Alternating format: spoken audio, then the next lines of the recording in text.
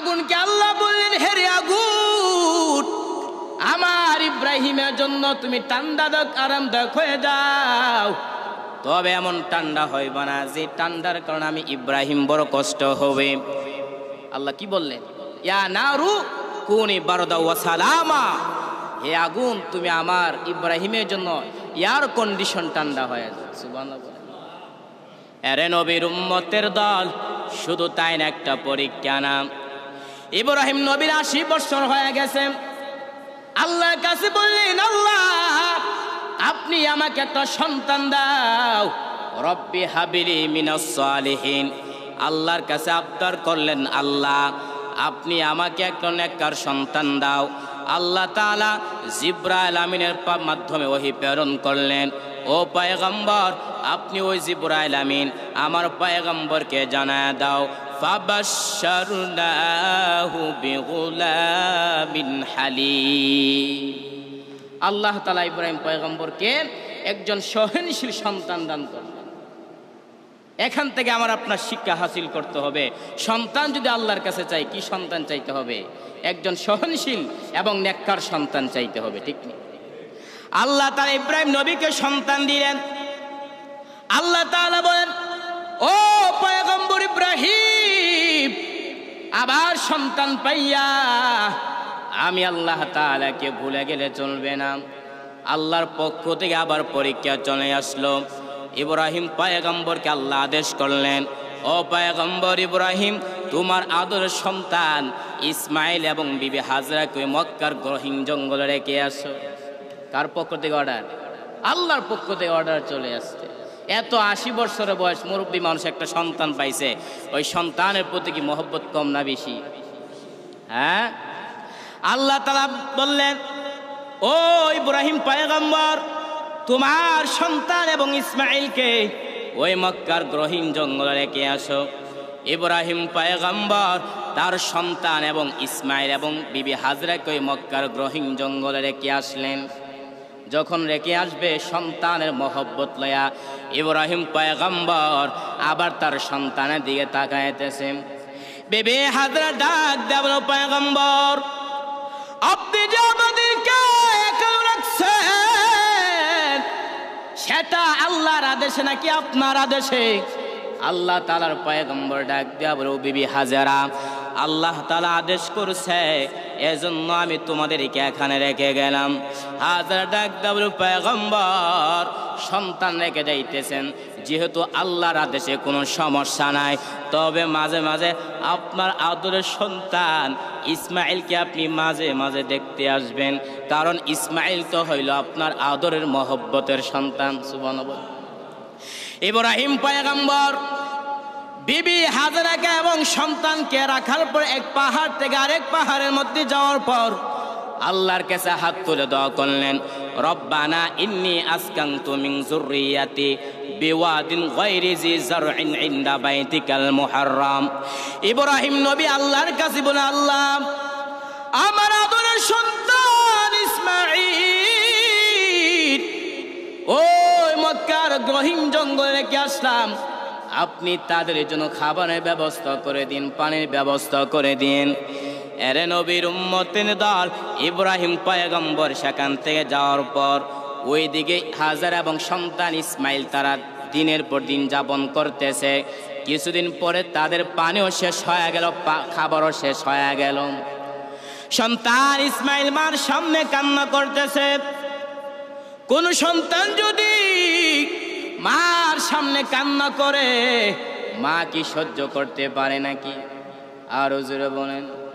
এরে নবীর উম্মতের দল, বিবি হাজেরা ওই সন্তানের পানির জন্য যখন সন্তান কান্না করতেছে, ছোট সন্তান ইসমাইল এক পর্যায়ে হাজেরা ওই সাই থেকে মারুয়া থেকে সাই দৌড়তেছেন সন্তানের জন্য পানির ব্যবস্থা করার জন্য।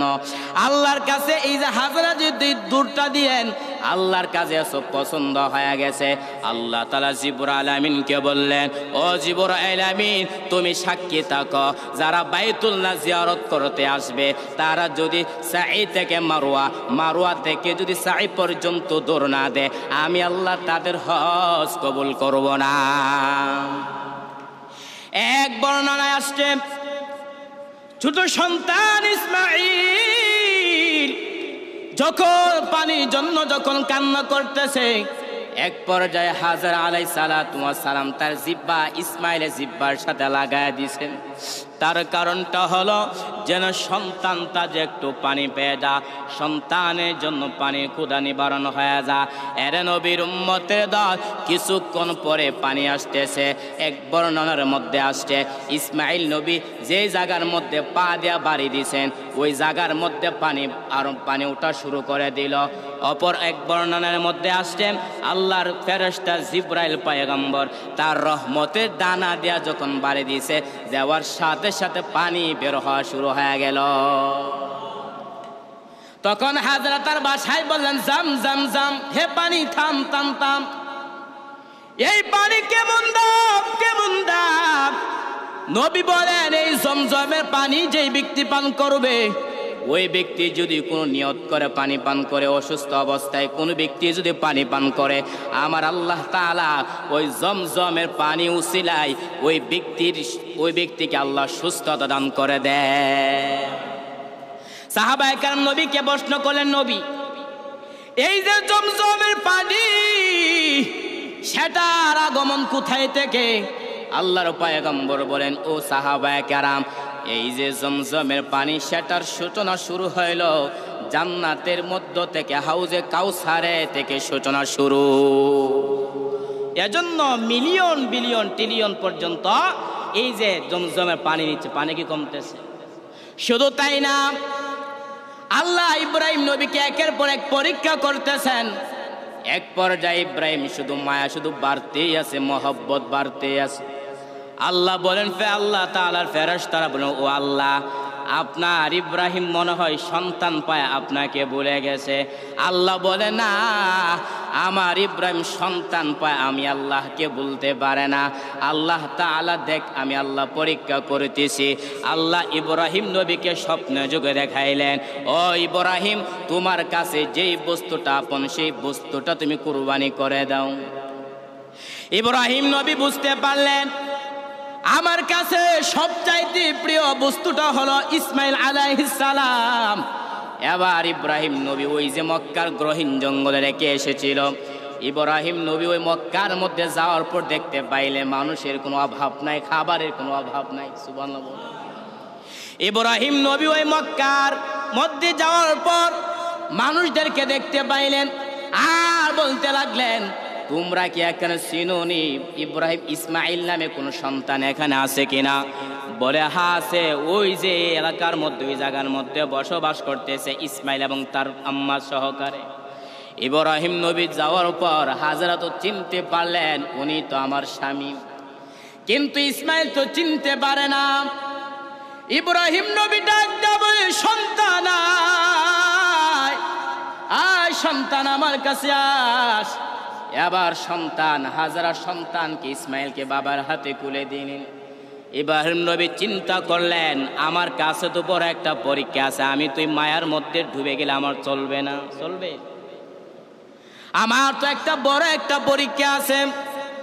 ওই সন্তান